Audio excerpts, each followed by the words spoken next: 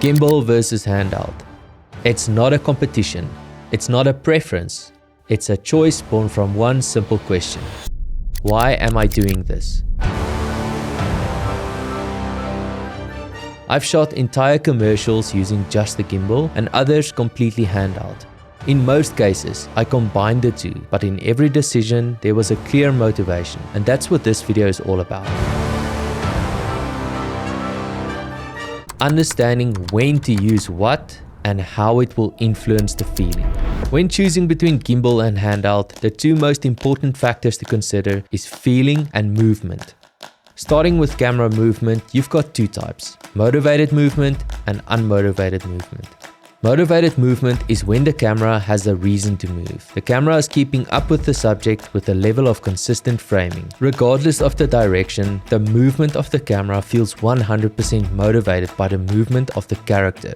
In these cases, the focus is more on the subject and less on the camera movement. An unmotivated movement is when the camera moves beyond the movement of the subject. So the camera movement is more pronounced, and here intentionality matters a lot more. Pulling the camera out can reveal something new.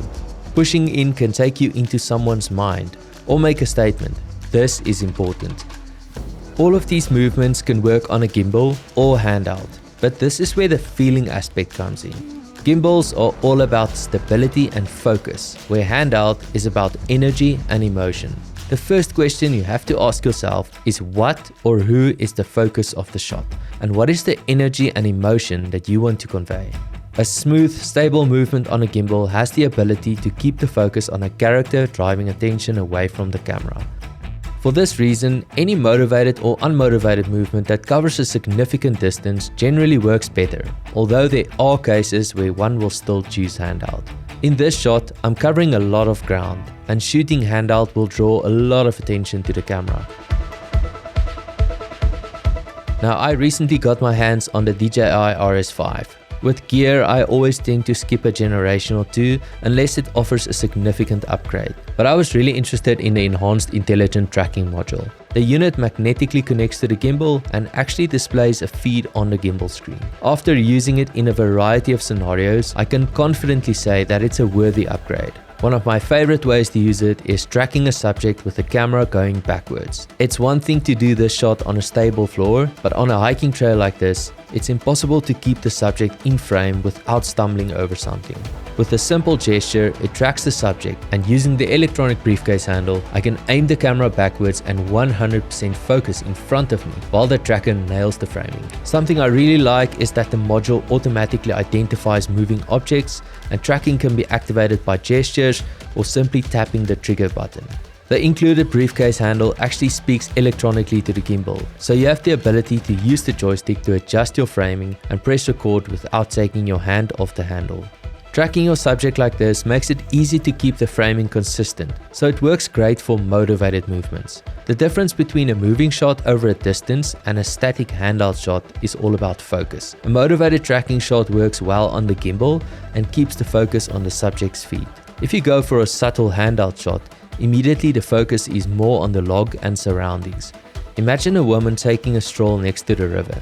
She's happy and the music complements the feeling. Shooting this handheld will be out of place and the camera shake will distract. Now imagine she just received really bad news. The music changes, her world is turned upside down, and all of a sudden handheld complements the feeling of chaos. The DJI RS5 now has a built-in Z-axis indicator to guide you into more stable shots. It visualizes the shake and flashes from orange to red if you go too far, and that's when you start to get that up and down effect that screams gimbal, something that's always been a deal breaker for me. Context is everything. Here, the clean gimbal movement complements the happy vibes and has a commercial feel to it. The handheld shot, although the same movement pushing forward, feels completely different.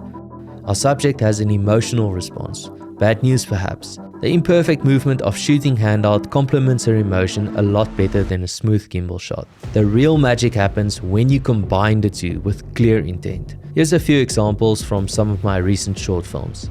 In Sink or Swim, we have this intro sequence of our athlete confidently running through the forest. The gimbal works great on the tracking shots and everything is smooth and controlled, leading up to the point where she falls over the log. All of a sudden we push in fast with a shaky handheld shot, and this creates contrast and helps to enhance the feeling of pain.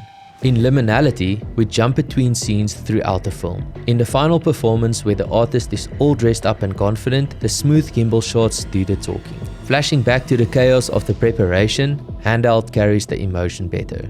In the opening scene of Perseverance, we have this tracking shot on the gimbal of Barry getting inside the helicopter.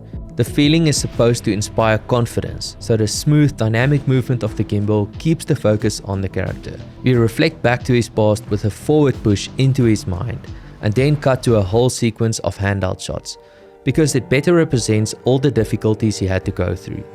As he walks home from his dishwashing job, we do a motivated tracking movement handheld, and the unstable framing sets the tone.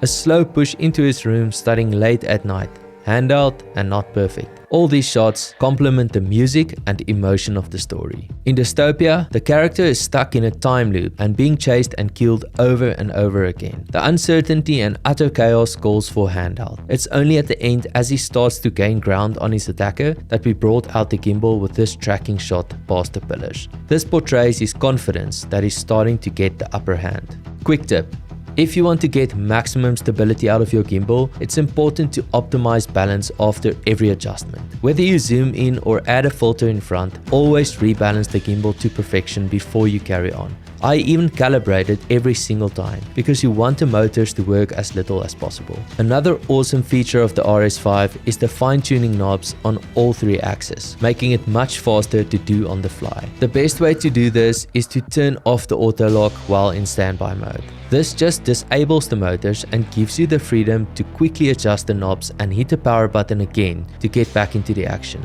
The auto lock feature is really amazing for when you switch it off and on, but I don't use it in standby mode.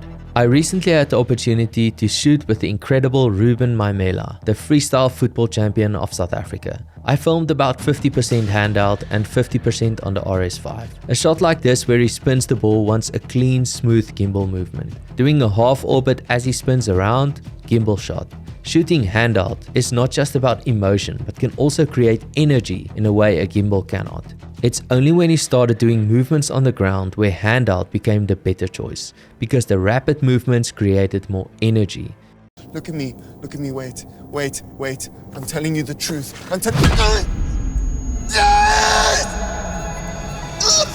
In my short film Confession, I didn't touch the gimbal because it's an interrogation scene with scary undertones. When Emma hits Matthew with a bat, only handheld can create a feeling of pain and intensity that Matthew experiences. As she gets angry, the camera starts moving. The movement is unmotivated, but it creates tension.